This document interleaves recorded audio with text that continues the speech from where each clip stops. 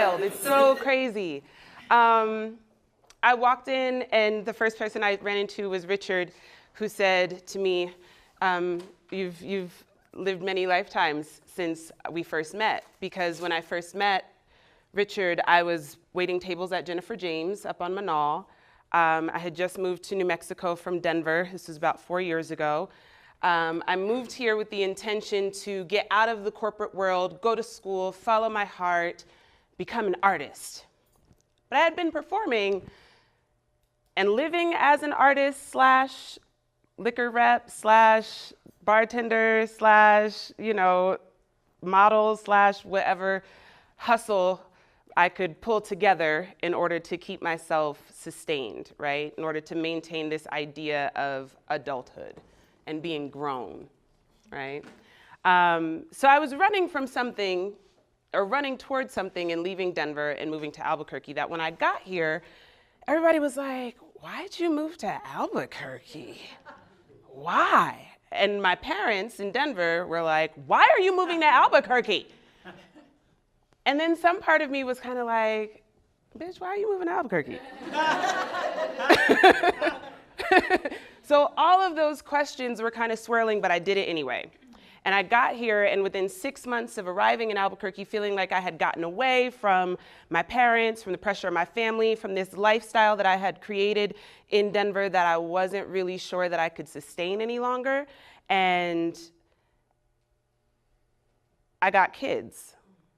I didn't have kids, I didn't get pregnant, but I found out that my sister was suffering from, or fighting, battling, and losing a battle with a drug addiction, and that my niece and nephew were in danger of being caught up in the system and going into state care and custody.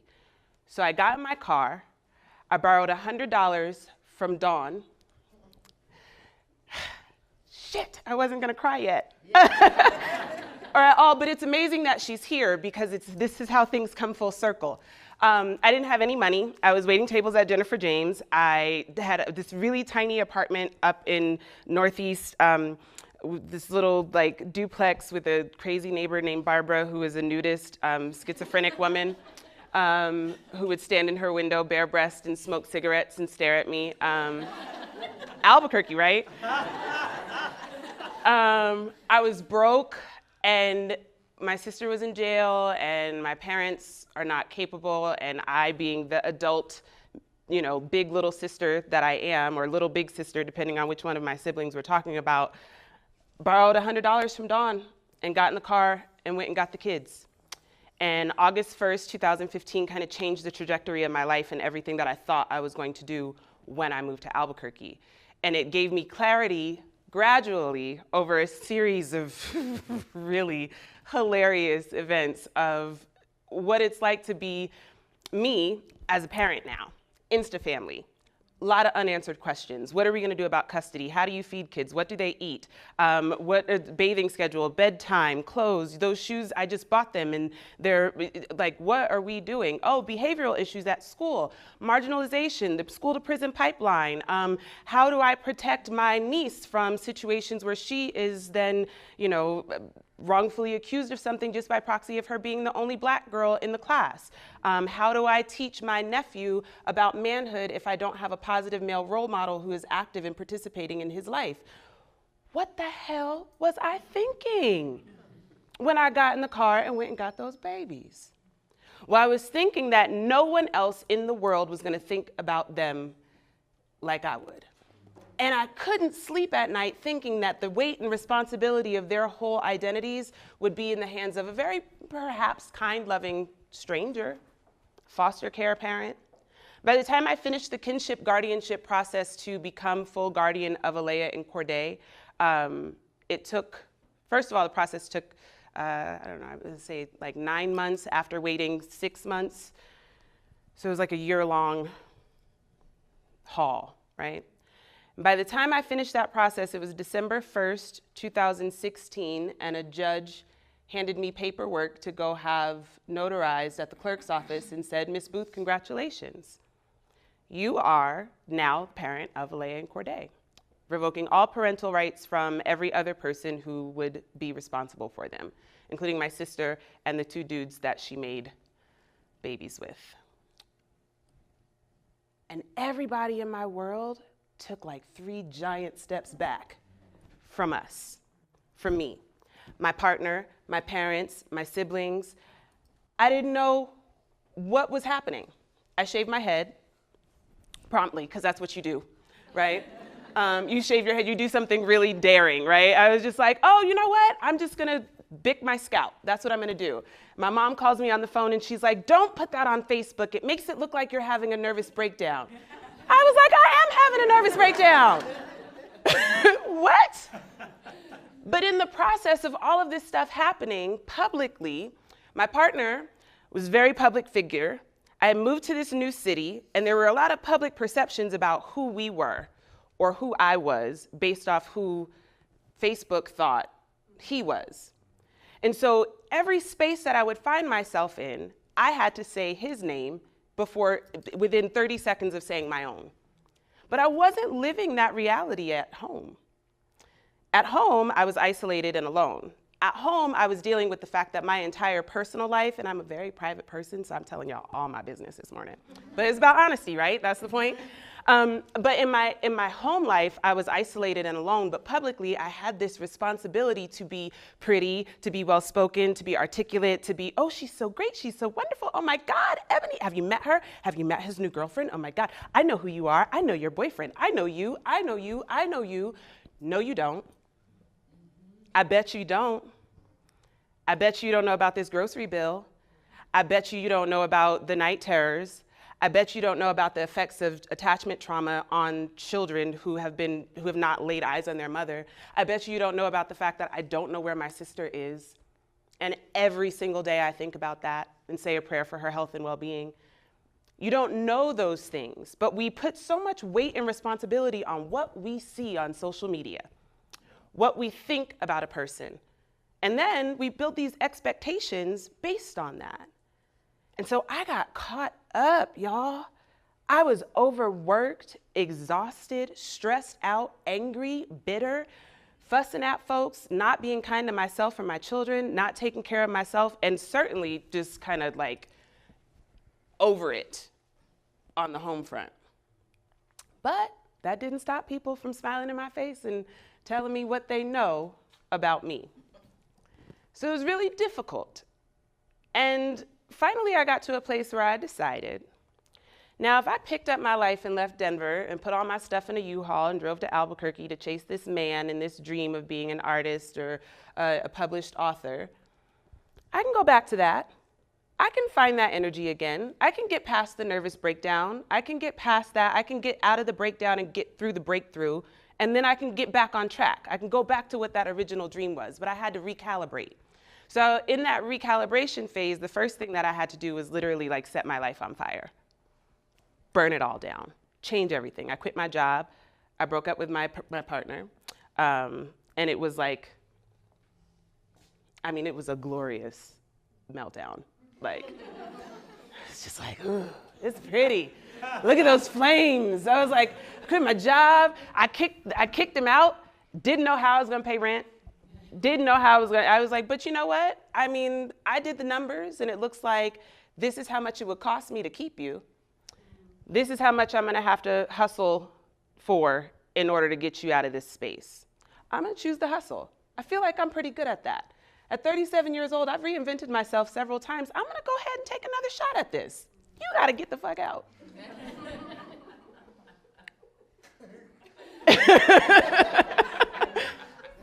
That's my amen corner.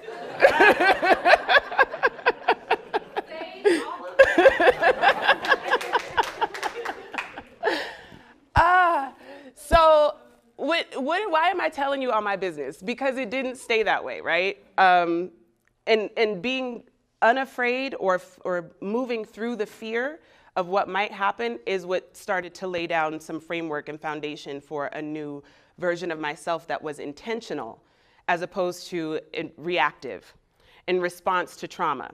See, I grew up responding to trauma. I grew up in a household where I was raised by addicts, very loving, big, gregarious family, of addicts and alcoholics and Southern Baptist folks.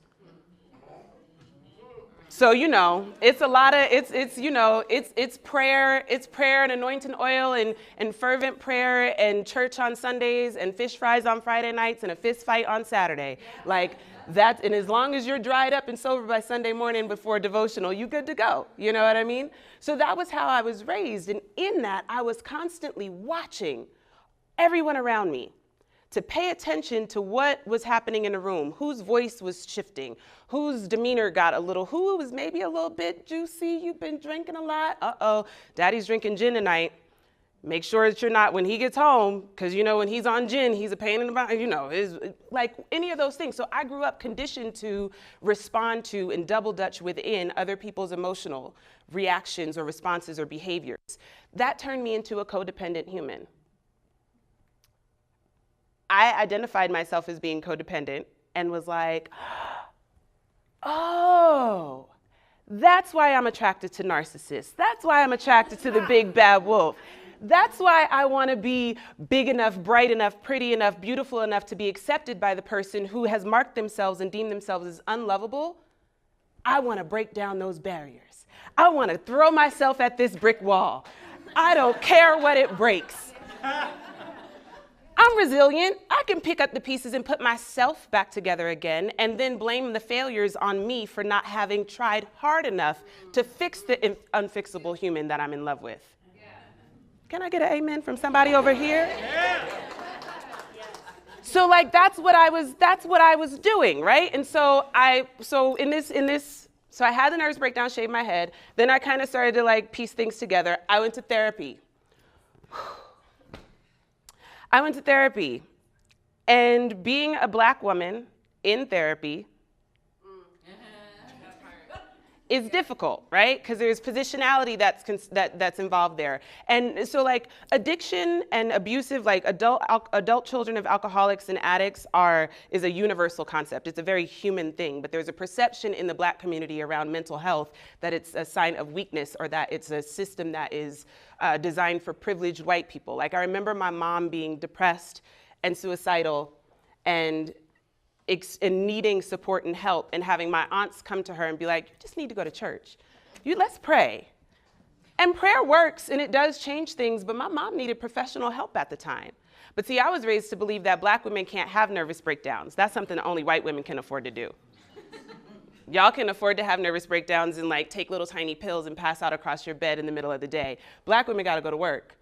We have kids to raise, and we can't be deemed as lazy or incapable because that just supports the stereotype that our worth and identity is less than our white counterparts. That's a lot of pressure, right? Especially when you're like mid, it's a lot of pressure, especially when you're mid-breakdown.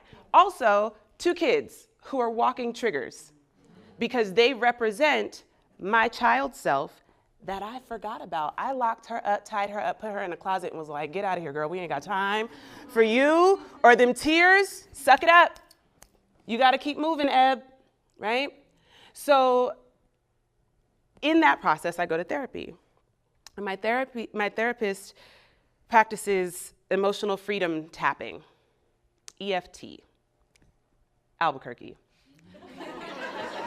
So this woman tells me, this very kind woman tells me, she's like, I want to do this thing, this procedure, if you're open to it. And she frames it and she's like, we're going to tap on these meridians in these areas and practice affirmations and naming and stating these things that are speaking to either your child self, where the first harm occurred, that first injury that broke you, that first injury that broke us, that we never quite recovered from, that kind of shifted the way that we interact with humans. She was like, we're gonna go talk to her and figure out how old you were when it happened. I was 5, it turns out.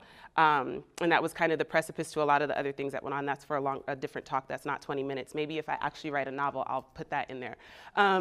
But so I'm sitting in this woman's office, in this chair, very kind white woman, love her. Dr. English is great.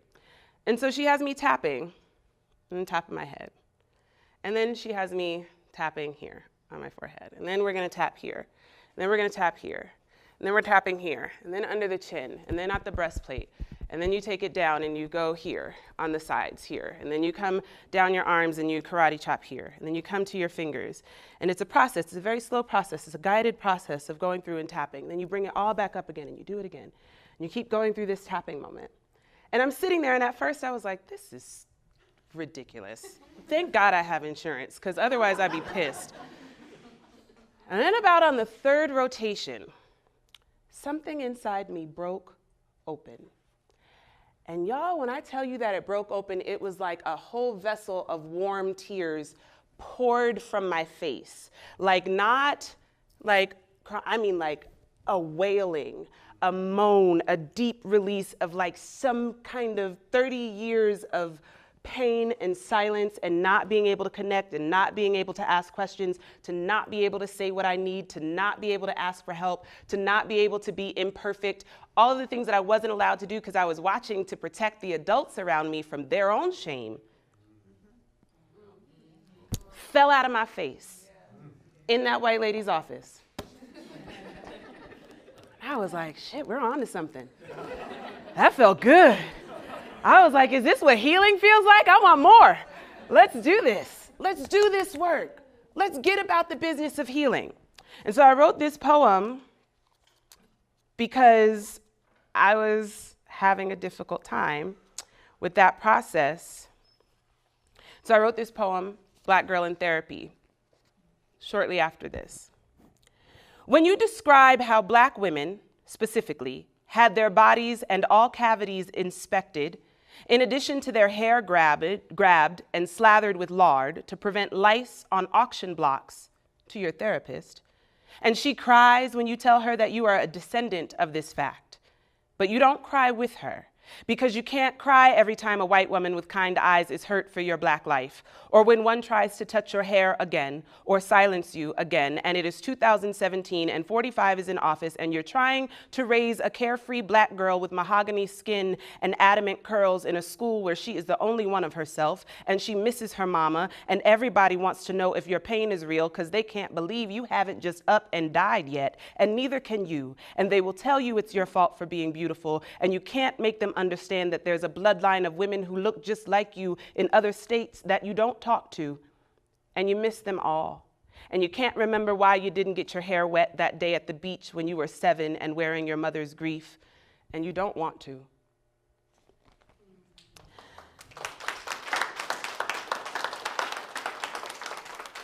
So healing starts. I quit the job. I moved my little boy's school because he was among the most marginalized population of young Black boys at this particular very lovely, quaint little Montessori school. And implicit bias being what it is, was being marginalized and subjected to unfair treatment just by proxy of his identity and positionality as he shows up in the world. And it was difficult working with and for an administration that just could not see that. They didn't have the tools. They didn't have the tools to notice that they were making the problem worse and not better.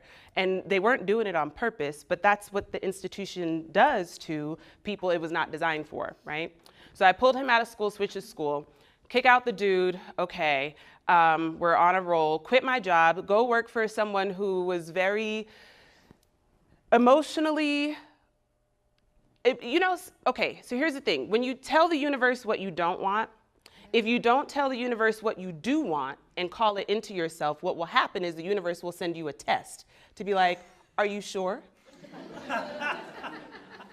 Are you sure though? And so my first are you sure test, I was like, I don't know, maybe. So I took this job that was kind of maybe not what I needed to be, but it was enough to get me where I needed to go in that next transition. And then I got laid off. Payroll checks started bouncing. Yeah. So I moved out, I talked all that shit, right? Like I could do this by myself. I got my own place, big bills, big overhead, thought I was doing all right, and then the bottom fell out on the job that I had. And I didn't know what I was going to do. I have all these skills. I couldn't find a job in Albuquerque, to pay me a living wage. I had already taken the 50% pay cut that you have to take when you move here. Like, unless you're working for Netflix, I don't know what people do when they move here, but it's literally like 50% less average salary, especially considering the fun fact, Black women and indigenous women are the least paid in the entire state of New Mexico and work the most hours. Oftentimes in situations where there is a Black woman who is a degreed woman in comparison to a white male counterpart, on average, her white male counterpart makes $10 per hour more than her. These are stated facts as reported by the city of Albuquerque through the Kellogg Foundation openly. It's held in discussion. Also in a room that was full of white people.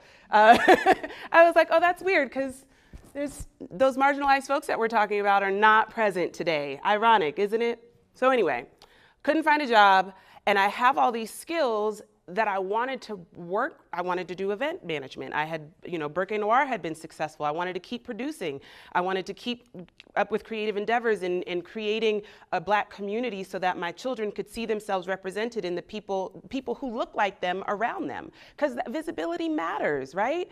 I need that visibility. I felt like I was disappearing under the weight of my relationship.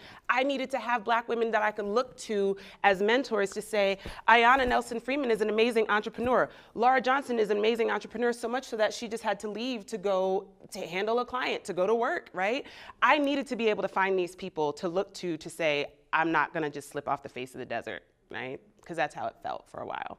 So I started Honeysuckle Creatives. Honeysuckle Creatives is a creative consultancy that basically is me.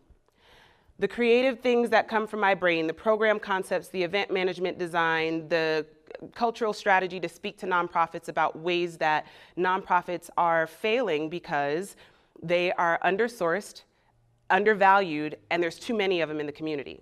And so when we get together to run nonprofit and piece together these boards that become cliques and social groups, and claim that we're doing work for communities of marginalized people, but there's no one on the board and no one on the staff that looks like the people that you claim to be serving, I assure you, you will not hit your mission goals. You won't do it. There'll never be enough money. You'll never have an impact that you desire. You're just playing with people's lives. And that perpetuates this stereotype of the underserved desert experience of poor brown people in New Mexico. And I was like, fuck that. I don't like it. I want to change it. I want to be the spackle for nonprofits, to be a voice who's an infiltrator, who can walk in and say, well, these are my observations as I see them, and these are the adjustments that you can make in order to have better outcomes for the populations of people that you claim to be serving. I wanted to do that work. But honestly, it's hard because I'm one person.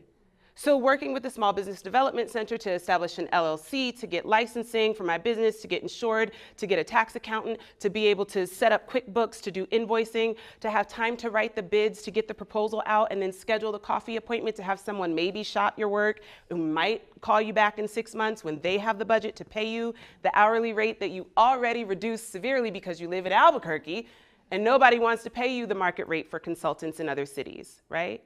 So I was like, dang, did I just make another mistake? The answer is no, though, because I decided that this is something that I could control instead of letting it control me. So that means that I get to be choosy about who I work with and where I put my energy, so that the first priority is self-preservation and maintaining positive and healthy boundaries around my own mental health and the condition of my children, and then choosing work that makes me feel fulfilled. I still had to go get another job, though. So I started working part-time as the Director of Diversity, Equity, and Inclusivity at Bosque School. That came at a really perfect time and also put me in a position where, because I'm a little bit of a helicopter auntie, I still get to observe the school environment for my children and put them in a position where they are less likely to be fast-tracked into a lot of the situations that public school systems have to offer Black children who come from non-traditional family lifestyles. So, I'm getting there, right? Some of the things that I'm still not good at,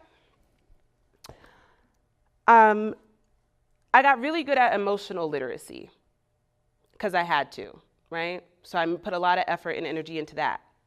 Fiscal literacy, not so much.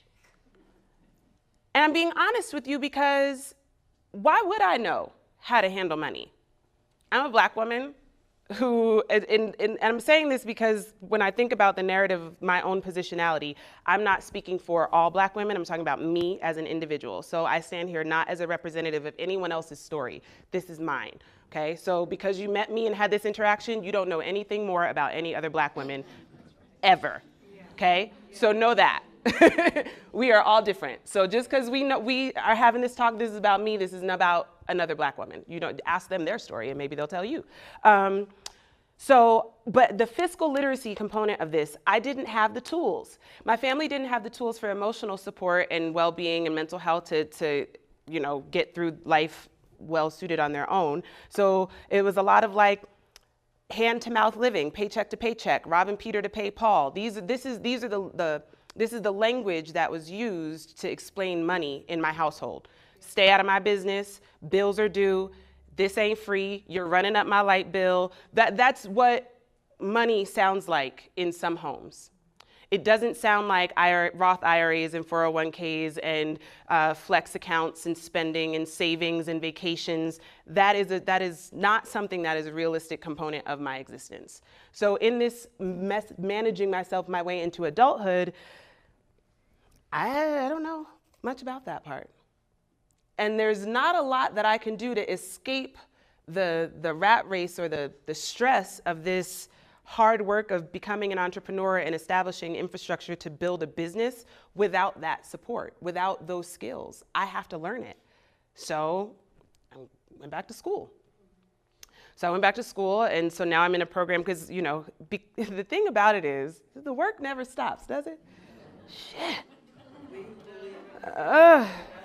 Yes, man. I'm gonna wrap up here, but yes, we believe in freedom cannot rest. Yes, Miss Linda. Yes. So I went back to school, and now I'm back in school, and I'm working to finish my undergrad in liberal arts, just to get that out of the way over the next 2 semesters. So I'm at full-time class. I have 2 kids. I'm a single parent. I'm running this small consultancy, and I'm tired. And I'm broke, but I'm happy. And my kids are healthy, and my house is warm and paid for this month, okay? You know what I mean? And next month, we're gonna get up and do it all over again, and I'm gonna get a little bit better, and I'll get more skills, and it'll be fine. And then next fall, I'll start an MBA program at Anderson School for Business and start working towards my MBA in entrepreneurship. Because I realize there's still more work to do, but I get to be in charge of where I'm going. I get to call point on that instead of reacting to the situations that have been laid out for me. So my message to you this morning: be your own boss. Be unbossed and unbothered. Be a little bit more like Maxine Shaw. Get you a little bit of black girl magic in your life. Because that's what has sustained me. That's what's gotten me through. I'm still living off the prayers of my grandmother, okay? They're still protecting me, all of them, right? My mother is Alethea Ann Fowler, and despite her shortcomings, I wouldn't be standing here before you without her hand on my life. Her mother was Camilla Brown Fowler. I wouldn't be standing here without her hand on my life and my mother's life. My grandmother, Camilla's mother, was named Bertha Dees Brown. They called her Sugar. None of us would be here if it weren't for Granny, okay? And the magic part about that is my egg was inside my mother's womb. My mother was inside my mother's womb while my mother was gestating in my grandmother's womb, right? I'm ancient. I carry all of those stories with me, and so do you. So if you ever feel like you're kind of like getting knocked off your block a little bit, just remember, it was important that you made it through. Your existence is a miracle in and of itself. And what you do with that is your choice. You get to call the shots. You get to be the boss. You don't have to live a life where you're responding and reacting to other people's toxicity. That is none of your business.